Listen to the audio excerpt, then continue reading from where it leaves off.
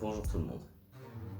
Bonjour tout le monde et bienvenue dans ce nouveau Musical Reaction. Aujourd'hui, vous l'auriez compris, on va parler des 10 commandements. Alors les 10 commandements, ça raconte l'histoire de Moïse qui fait des trucs avec des gens et à la fin, il crée les 10 commandements. Enfin, ouais.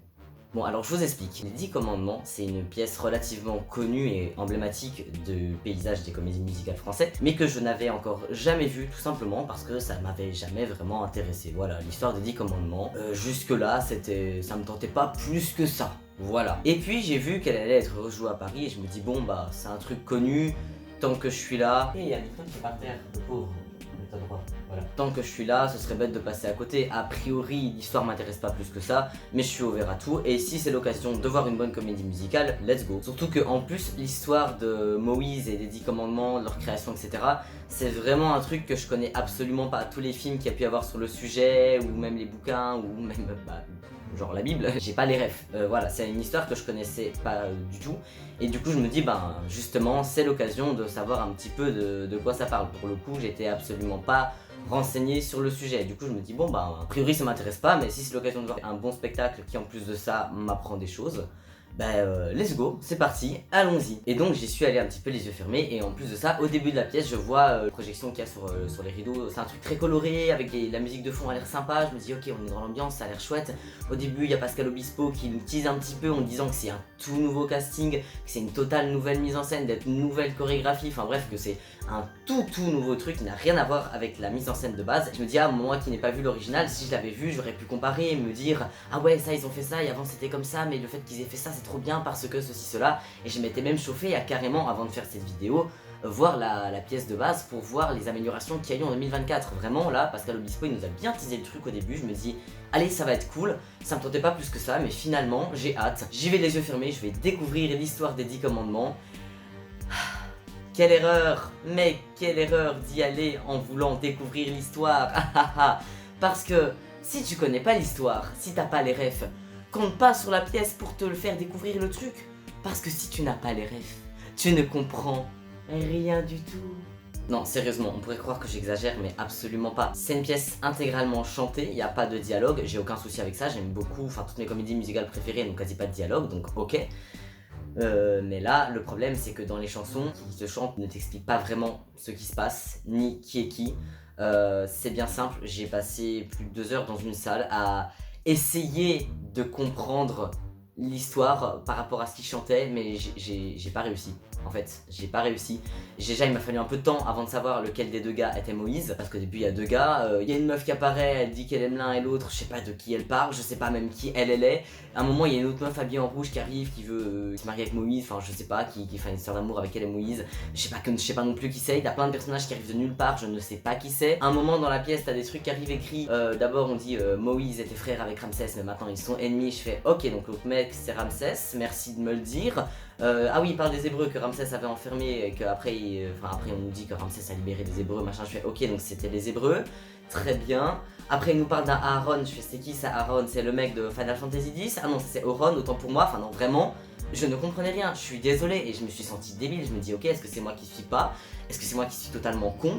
Mais j'écoutais un peu à l'entracte ce que les gens autour de moi se disaient et certaines personnes qui connaissaient pas l'histoire semblaient aussi perdues que moi. Donc bah c'est pas moi le problème, visiblement c'est la pièce. Vraiment, si tu n'as pas déjà vu la pièce ou que t'as pas les références ou que t'as vu aucun truc sur le sujet, que vraiment tu vas pour découvrir une histoire, bah attends-toi à t'ennuyer pendant 2 heures parce que tu vas juste rien comprendre. Et c'est pas de la mauvaise foi ni de la mauvaise volonté. Vraiment, je suis désolé, cette pièce n'est pas claire du tout dans ce qui se passe. Vraiment, enfin voilà, toutes les scènes je comprenais pas. Je n'ai rien compris à l'histoire ou à peu de choses près. C'est pour ça que du coup dans ma critique je vais pas parler du scénario parce qu'au niveau du scénario j'en ai discuté avec un pote qui me disait qu'il y avait aussi des trucs qui étaient un petit peu simplistes dans la pièce. Par exemple le fait que Ramsès avait fait des choses horribles et puis qu'à la fin il y a un seul truc qui fasse réagir Moïse et puis qu'il le pardonne pour une raison un petit peu bateau. Et à un moment il y a une espèce d'orgie, enfin je sais pas trop ce qui se passe et que là aussi la manière dont les choses arrivent c'est très bizarre, la manière dont ça se conclut c'est très bizarre. Mais bon, tout ce qui est scénario, moi, je pourrais pas en parler dans ma critique parce que je l'ai pas compris le scénario. Vraiment, j'ai galéré à comprendre qui était qui, j'ai galéré à comprendre ce qui se passait. C'est la première fois qu'une pièce est aussi incompréhensible pour ceux qui n'ont pas les références. Pour moi, une comédie musicale, ça doit pouvoir se voir sans prérequis. Ou alors tu préviens, enfin je sais pas. Et quand bien même, c'est bien d'avoir des prérequis parce que sinon t'es un peu perdu pour certains trucs. Là, vraiment, c'est pas que j'étais perdu pour certains trucs. J'ai vraiment rien compris. Je voyais des scènes qui se passaient, j'étais là en mode ouais, c'est très joli. Mais je comprends pas les enjeux, je comprends pas de qui sont les personnages, je comprends pas de quoi ils parlent. C'était un mauvais plan d'y aller pour découvrir l'histoire des 10 commandements.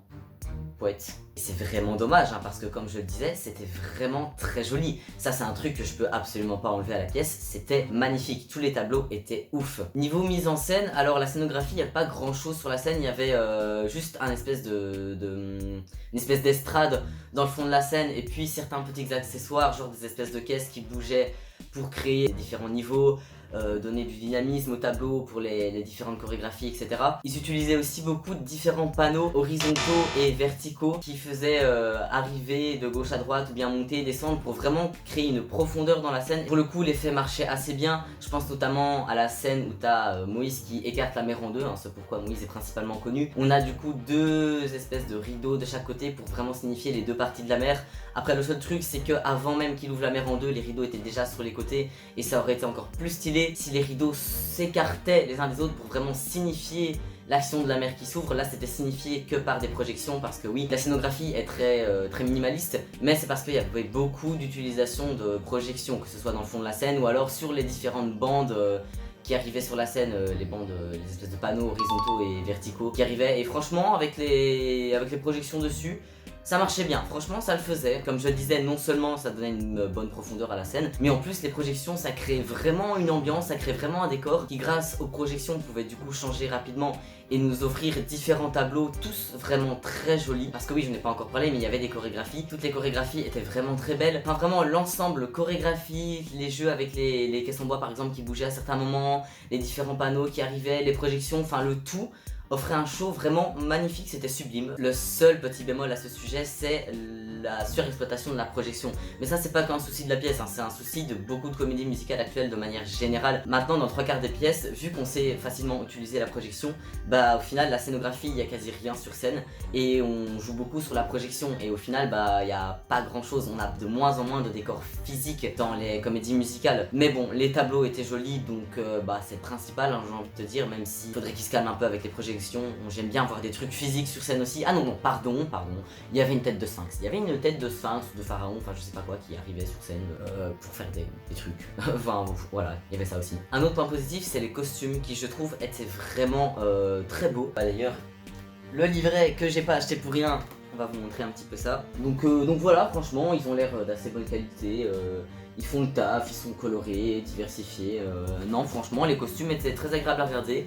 Ils étaient très jolis esthétiquement avec les tableaux qui étaient créés. Tout était vraiment très esthétique à ce niveau-là. J'ai aussi particulièrement aimé les costumes des danseurs qui étaient vraiment très originaux et très ingénieux, qui se prêtaient vraiment avec la chorégraphie qui était créée. Ça nous offrait vraiment quelque chose de spécial, la manière dont ses vêtements bougeaient, leur design, enfin vraiment j'ai été très agréablement surpris. C'était très agréable à regarder là aussi au niveau des danses, ça a vraiment apporté un gros plus à la scène. Maintenant au niveau des chansons, niveau performance vocale, alors là j'ai rien à dire, tout le monde chantait vraiment très bien.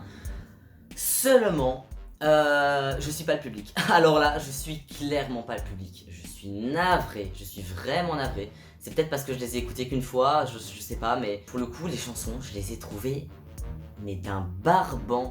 Je suis navré, c'est peut-être un peu dur dit comme ça, on va dire que je suis pas le public, mais vraiment toutes les chansons étaient lentes, c'était langoureux, c'était gnangnan, c'était un peu commercial, enfin voilà, il y avait rien qui me prenait vraiment, aucune chanson ne m'accrochait, elles étaient toutes, c'était ouais, je les ai trouvées toutes vraiment random quoi. Et même la dernière chanson, la fameuse chanson L'envie d'aimer qui est dans le titre, je voyais tout le monde dans la salle qui chantait, enfin pas tout le monde mais beaucoup de gens qui connaissaient déjà l'album qui chantaient, enfin ça c'est les gens qui sont fans de la pièce à la base, et je voyais tout le monde qui s'enjaillait là-dessus. Et moi je trouve qu'elle a rien d'enjaillant, enfin je dis pas que c'est mal composé ou que c'est de la merde, hein, je dis pas que c'est de la merde. Mais je dis que bah, moi perso je les ai vraiment trouvés d'un ennui.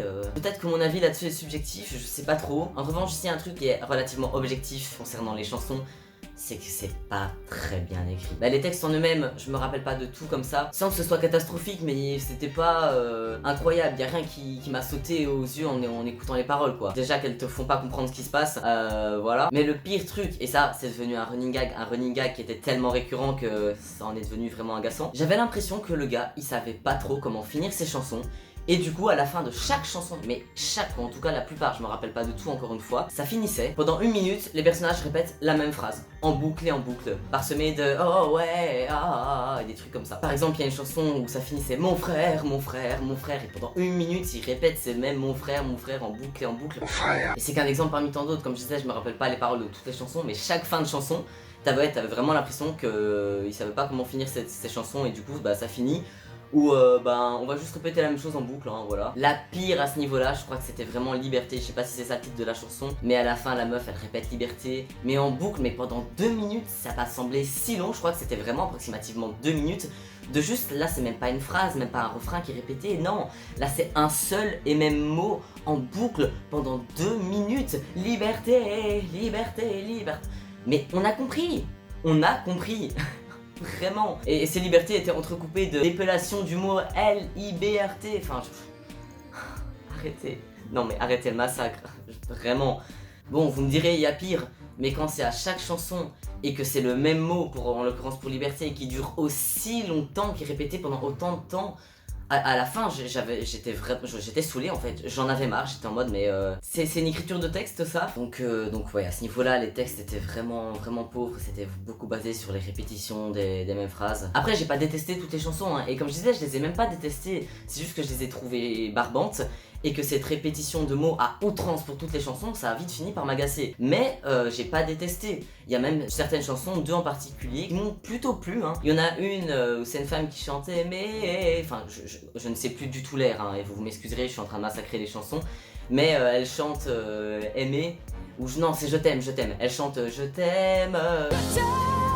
Je sais plus du tout comment va l'air, hein, encore une fois, mais j'ai trouvé qu'elle était vachement impliquée, et en plus de ça, sachant que le chant, comme je l'ai dit, était toujours nickel, c'était vraiment très beau. Ça donnait bien, elle était à fond dedans, ce Aimer, il m'a quand même poigné, même s'il est ouais, à la fin, qu'on retrouve dans pas mal de chansons, c'est pas trop ma cam. Il y a une autre chanson, c'est une chanson de Moïse avant qu'il ouvre la mer en deux, où il dit justement que la mer est fermée, je sais plus exactement comment il dit ça, mais là aussi la chanson, je trouvais qu'elle avait vraiment un petit truc, elle avait un air très dramatique. Pour le coup, je l'ai trouvé vraiment belle, je sais pas, il y avait un truc en plus que les autres.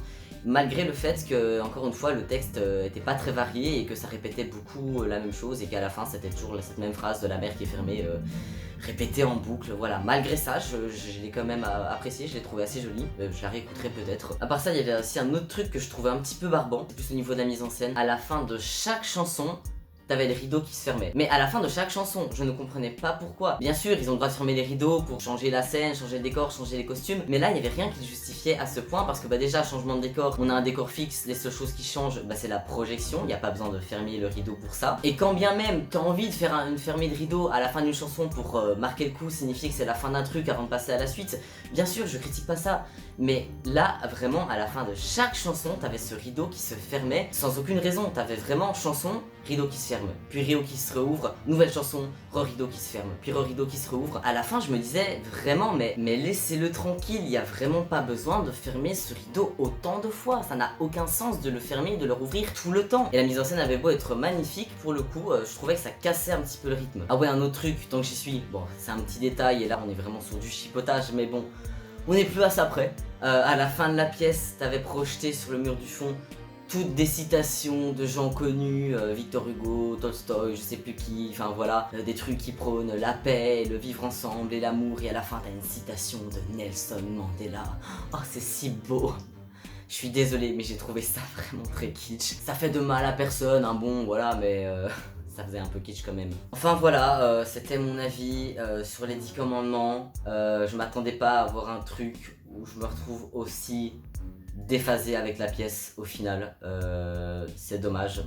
J'étais parti d'un bon pied, et puis j'ai été vraiment déçu. Comme je le disais, il y avait des très bons points, et le show en lui-même, malgré quelques petits soucis, quelques petits trucs un peu kitsch dans le scénario et dans la mise en scène, globalement c'était très beau. Mais le scénario, le souci, c'est que encore faut-il le comprendre. Et puis les chansons, bah voilà quoi, on en a parlé. Et ma conclusion de tout ça, c'est que bah juste, je comprends pas comment on peut faire une pièce à ce point incompréhensible pour les gens qui connaissent pas bien l'histoire. Enfin voilà, je vais pas revenir sur ce que j'ai dit au début. La pièce ne te fait pas comprendre qui est qui, elle te fait pas comprendre clairement ce qui se passe. Les chansons, en plus du fait que niveau écriture ce soit pas trop ça, et que moi perso je les ai trouvées d'une lenteur infernale, ben elles te font pas comprendre ce qui se passe. Les gens chantent des trucs mais tu comprends pas de quoi ils parlent. À partir du moment où t'as une pièce qui est que chantée, il faut que les chansons te fassent comprendre ce qui se passe. Là c'était clairement pas le but, le but c'était de faire des trucs jolis mélodiquement. Heureusement qu'il chantait bien, c'était au moins ça. Ouais, je vais pas mentir, je me suis jamais autant ennuyé devant une comédie musicale, je suis navré de le dire.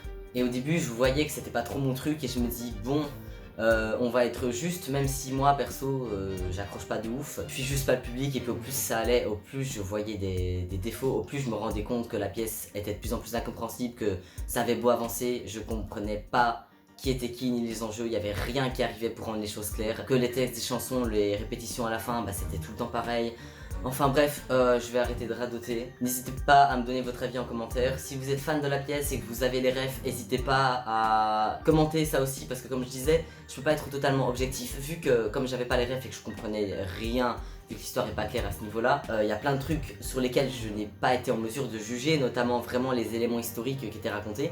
Là pour le coup je suis complètement passé à côté, j'ai pas eu d'autre choix que de passer à côté. Donc voilà, si vous êtes un grand fan de la pièce ou que vous connaissez l'histoire de base par cœur et que vous avez des trucs à dire dessus dont moi j'ai pas pu parler, n'hésitez pas à me dire votre avis en commentaire, vu que là bah du coup c'est l'avis de quelqu'un qui n'a pas passé un bon moment parce qu'il avait pas les refs et ceci cela. Enfin soit, je serais ravi d'avoir l'avis d'une personne un peu plus à même de le donner, on va dire ça comme ça, voilà, parce que si tu connais pas la comédie musicale de base, si t'es pas fan de base, bah t'as pas le droit de la découvrir comme ça, faut que tu sois préparé.